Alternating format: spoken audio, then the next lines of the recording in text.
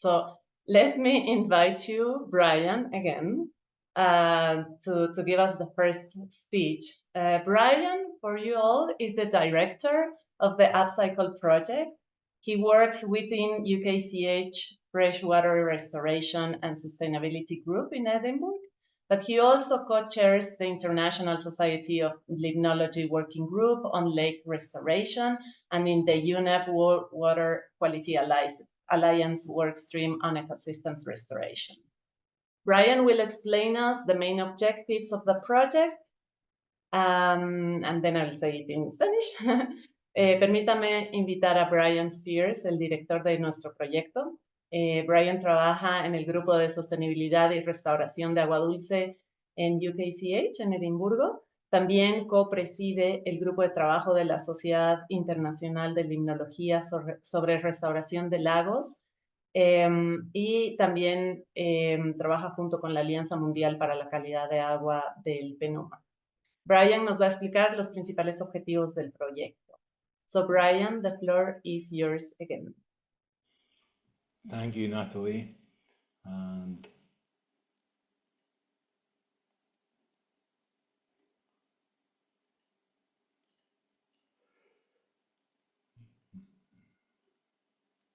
hopefully you can see that in presenter mode. Yeah, Natalie's nodding. That's good enough, Natalie. Thank you very much. So yes, it's my pleasure to introduce the uPcycle project. I'm not going to spend too long on this bit. We have a team of people who are responsible for coordinating and developing the components, and they will be talking you through each of the components in turn. So please do ask questions as we go. We'll try to answer them. So uPcycle, sustainable phosphorus management from lake basin to global scales.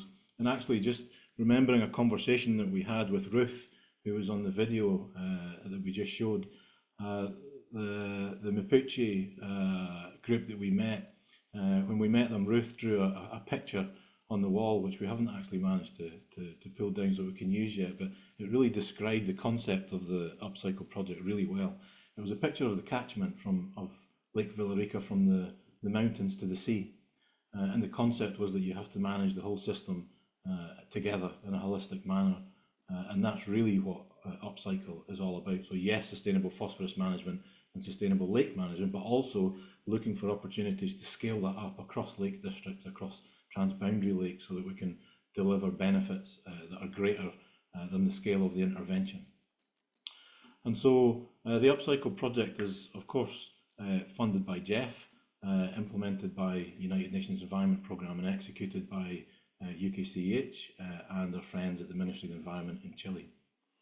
I'm a lake ecologist, and I've been working on lakes for nearly 20 years now, mainly working on lake restoration projects, which is why I've ended up being involved in the sort of international bodies that were mentioned by Natalie. And in that time, it's become really quite clear to me, and I'm sure it's quite clear to a lot of people on this call, that lakes are undervalued, they're understudied, and they're often overlooked. Yet they are of crucial importance to global food security in terms of aquaculture, food provision, agriculture, the provision of clean water for drinking and irrigation, and energy production, navigation, recreation, and biodiversity. And so it's therefore a real concern when we see the sorts of results that Stuart Warner was presenting earlier on, where we are large parts of the world remain blind to pollution and impacts on the lake ecosystems. Despite containing just under 1% of the total global non-frozen terrestrial water volume, nearly 1 billion people live within 5 kilometres of a lake, and over 100 million people rely on untreated surface water for drinking.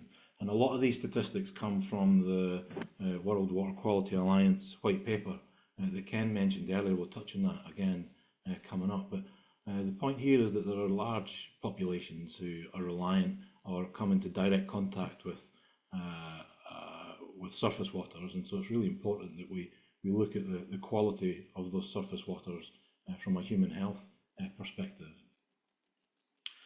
And phosphorus, of course, is of interest in the uPcycle project.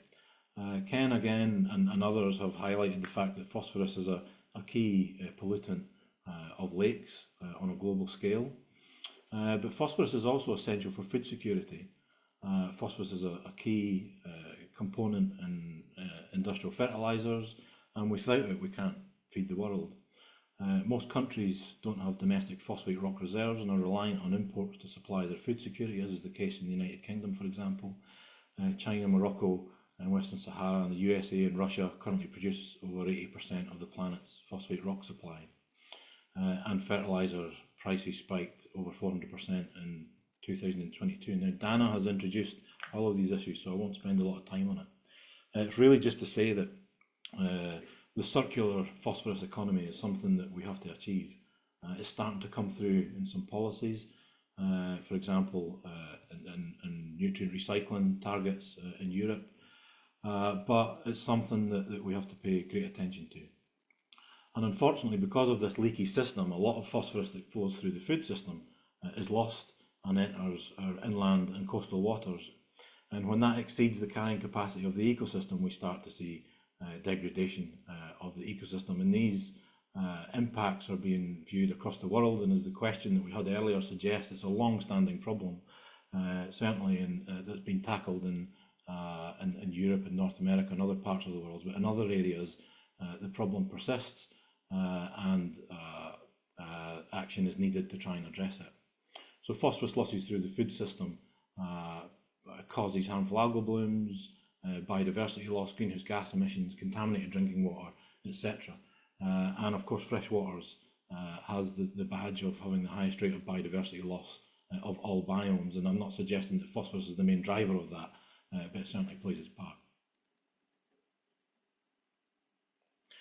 So we, as part of the World Water Quality Alliance, we published this white paper on embedding lakes into the global sustainability agenda.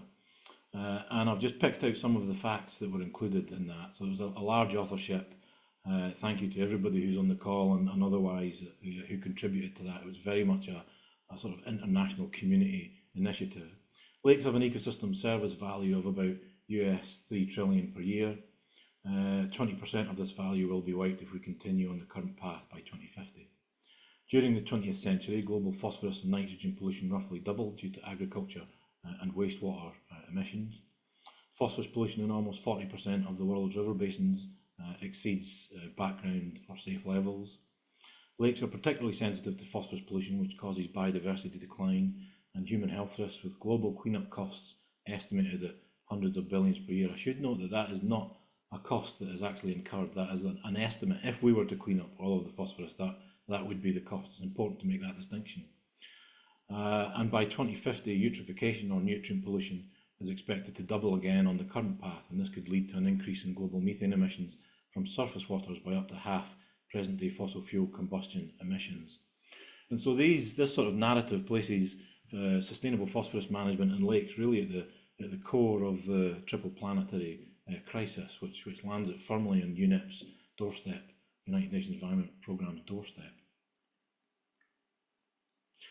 As Ken introduced earlier, it's really important where we have data gaps that we can speak to the communities of practice who are operating on the ground, and this is the results of a global survey of lake restoration practitioners. It was conducted by mainly by the European Joint Research Centre, our colleague Sandra Pokane, who published a paper on this.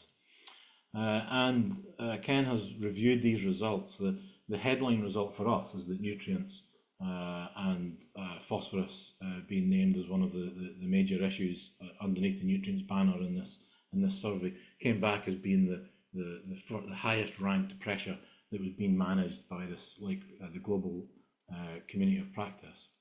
But there are others: climate change, hydrological alterations, nutrients, invasive species, etc. So we can't just manage phosphorus and expect restoration to complete, if you like. And so we have to think about this in terms of, let's think about phosphorus first, but we have to consider all of these other potentially interacting stressors, and climate change being a real issue that we have to try and tackle. And of course, as Stuart indicated, the UN SDG 632 reports that efforts to monitor and assess lakes, the quality of lakes, is extremely limited globally, especially in low GDP countries. So there's help that there's action that's needed to help these countries who currently have data blind spots. And so what we can do in the uPcycle project and the work that's happened over the last few years is we can combine the expertise from the sustainable phosphorus management community with the expertise from the sustainable lake management community. These two communities don't always work together, and so we can combine these, and the two reports that I put up here are really just the sort of starting point of combining these two communities. These two reports were published by UKCEH, and they bring together quite a complement of expertise, 117 independent experts, a global community of practice that we've covered over 60 countries, over 170 lake restoration practitioners, representatives from UN SDG 6, the UN Decade, Global Biodiversity Framework, UNEA resolutions, international societies, and of course networks. And I think we have representatives from most of these on the call today, so thank you. Your expertise is extremely important and we need it. And the novelty, I think, of the project is that we are trying to build upon some recent conceptual developments in terms of what does sustainable lake management mean. And this really falls out of a recent UNEA resolution on sustainable lake management that was mentioned earlier.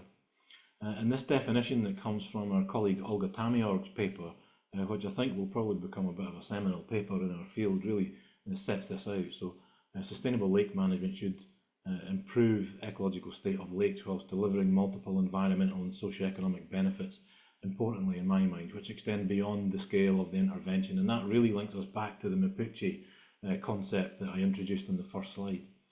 And there are indicators that allow us to start to look at this in terms of scaling up benefits. There's a project called the Merlin Project, which is ongoing now. It's looking at river and peatland and some lake restoration, but it's trying to develop new indicators for restoration across ecosystem types. And we think that we can develop a framework and a monitoring and assessment approach around this concept for lakes within the uPcycle project. So my colleague Lawrence Carvalho is responsible for leading this within the Merlin project, is also a member of the World Water Quality Alliance Ecosystems Workstream. And just to give you an idea of some of the indicators here, biodiversity net gain, climate regulations, flood resilience, etc., all the way on through to farm to fork and other indicators, zero pollution goals, etc. And there are indicators and spreadsheets available for restoration practitioners to try and quantify the benefits that may be released from their restoration programs. And it is our hope that we can use that knowledge base and exchange it on a global scale to try and improve what's called emissions reduction programs, but effectively catchment management programs across our community of practice. And so this is my last slide, and this is really just to introduce the component leads. First of all, thank you all for coming today and for spending time with us. The uPcycle project is a £2 million GEF investment that runs 2024 to 2026. We have 14 co-financing bodies that are contributing knowledge, expertise, resources to the project, 28 global partners, 19 partners in Chile. And the overall objective of the project is to accelerate phosphorus emissions reductions from land to water to improve the protection and restoration of freshwater and coastal ecosystems, with demonstration in Chile. The first component is global in scope. It looks at increasing the clarity on global phosphorus emissions and impacts, and this will bring expertise from industry sectors, from different stakeholders across industry sectors operating at the international scale, and try and help them find synergies and raise ambitions. Component 2 is mobilising the global community of practice behind a new sustainable phosphorus approach, which I've just introduced to you. Component 3, demonstrating the uPcycle approach in Chile, scaling from basin to transboundary ecosystems, so the data products that will be produced will allow an assessment of scaling up from the basin scale, for example, Villarrica, to the national scale with respect to the Humboldt Current large marine ecosystem. Component 4, raising awareness on sustainable phosphorus management across the global policy arena. And component 5, monitoring and evaluation. So Natalie, I'll end there. Thank you very much for giving me the time. Thank you, Bryan. Now to move towards sustainable phosphorus management, as Bryan was saying, the project will be delivered through 5, but four very important interlinked components.